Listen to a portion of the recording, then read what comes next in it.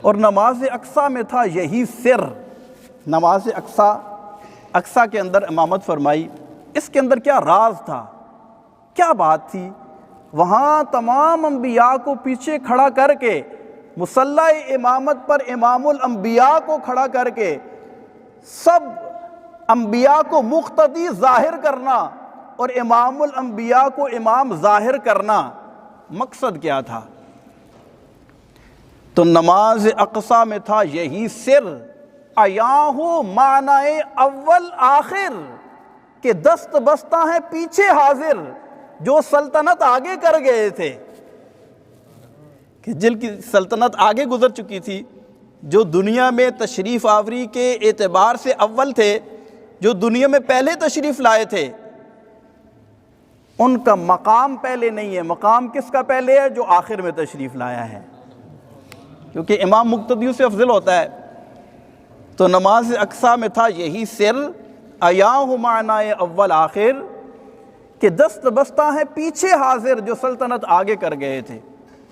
اچھا، اس دوران مسجد حرام سے مسجد اقصیٰ آتے ہوئے میرے آقا صلی اللہ علیہ وسلم نے فرمایا کہ مررت بقبر موسیٰ وہو یصلی فی قبرہ، میں موسیٰ علیہ السلام کی قبر کے پاس سے گزرا تو وہ اپنی قبر کے اندر کھڑے ہو کر نماز ادا کر رہے تھے۔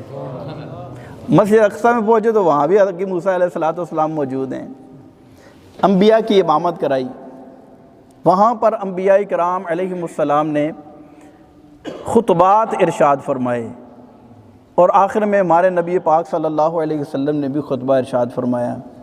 اس کے بعد سوئے لا مکان کا سفر جاری ہوا، آپ پھر براق پر سوار ہوئے، آن کی آن میں پہلا آسمان آ گیا، دروازے پر دستک دی گئی، اندر سے جواب آیا کون؟ حضرت جبریل علیہ السلام نے جواب دیا جبریل۔ اچھا، یہ لفظ جبریل بھی ٹھیک ہے اور جبرائیل بھی ٹھیک ہے، ٹھیک ہے؟ تو کیا کہا؟ جبرائیل یا جبریل۔ عرض کی گئی آپ کے ساتھ کون ہے؟ ارشاد فرمایا میرے ساتھ محمد صلی اللہ علیہ وسلم ہیں۔ کہا گیا کیا ان کو بلایا گیا ہے؟ کہا ہاں بلایا گیا ہے۔ دروازے کھول دیے گئے اور اندر سے آواز آئی مرحباً بہ فنعم المجیء جاء، خوش آمدید، کیا ہی آنے والا آیا ہے۔ پہلے آسمان پر میرے آقا صلی اللہ علیہ وسلم نے دیکھا ایک بزرگ ہستی تشریف فرما ہے، ان کے دائیں طرف بھی ایک طویل سلسلہ ہے، لوگ ہیں، بائیں طرف بھی لوگ ہیں۔ جب وہ اپنے دائیں طرف دیکھتے ہیں تو ہنسنے لگتے ہیں، اور جب اپنے بائیں طرف دیکھتے ہیں تو رونے لگتے ہیں۔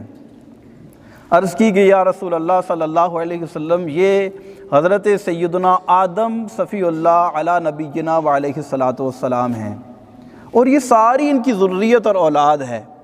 دائیں طرف جنتی ہیں، جب یہ جنتیوں کو دیکھتے ہیں تو مسکراتے ہیں، ان کے بائیں طرف دوزخی ہیں، جب یہ اپنے جہنمی اولاد کو دیکھتے ہیں تو یہ رونے لگ جاتے ہیں۔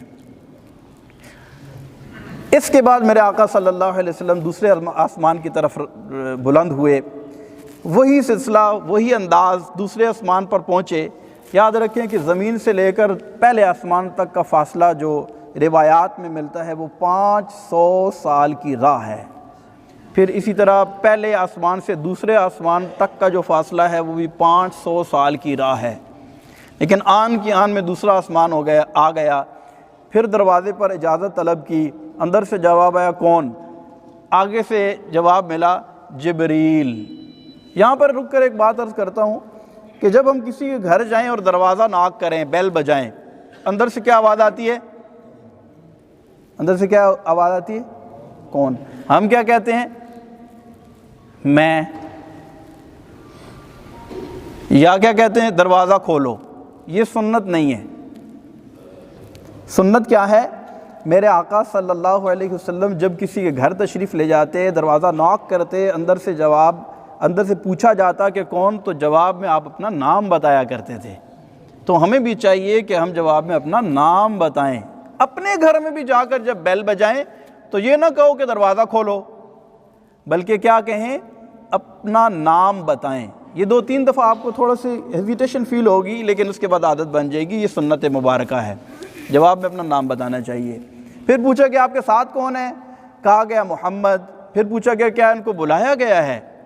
ارشاد فرمایا کہ ہاں ان کو بلایا گیا ہے۔ دروازے کھول دیے گئے اور اندر سے آواز آئی مرحبا بہ فنعم المجیء جاء، کیا ہی آنے والا آیا ہے، ہم اس کو خوش آمدید کہتے ہیں۔ دوسرے آسمان پر حضرت یحییٰ علیہ السلام اور حضرت عیسیٰ علیہ السلام موجود تھے، جنہوں نے نبی پاک علیہ السلام کو مرحبا کہا اور ان کی خدمت میں سلام پیش کیا۔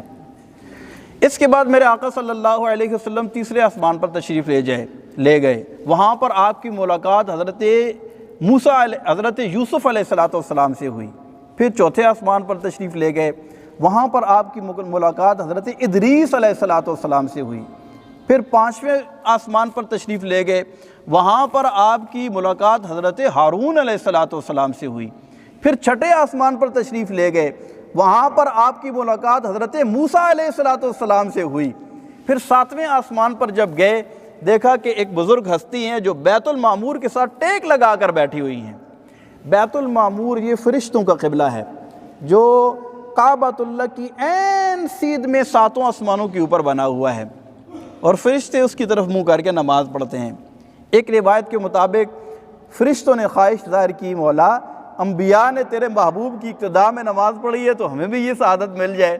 تو میرے آقا صلی اللہ علیہ وسلم نے بیت المعمور کے اندر تمام فرشتوں کی امامت فرمائی۔ حضرت ابراہیم خلیل اللہ علی نبینا وعلیہ السلام سے ملاقات فرمائی۔ اس کے بعد میرے آقا صلی اللہ علیہ وسلم سدرۃ المنتہا پر تشریف لے گئے۔ سدرہ کہتے ہیں بیری کو، منتہا یعنی بلند ترین، بیری کا درخت۔ وہ بیری کا درخت کیسا ہے؟ جس کے پھل یعنی اس پر لگنے والے بیر مٹکوں کی مانند ہیں، اور اس کے ساتھ جو پتے لگتے ہیں وہ ہاتھی کے کانوں کی طرح بڑے بڑے پتے ہیں۔ اور یہ حضرت سیدنا جبریل علی نبینا وعلیہ السلام کا وہ مقام ہے کہ جس سے آگے حضرت جبریل علیہ السلام نہیں جا سکتے۔ یہ منتہائے جبریل ہے۔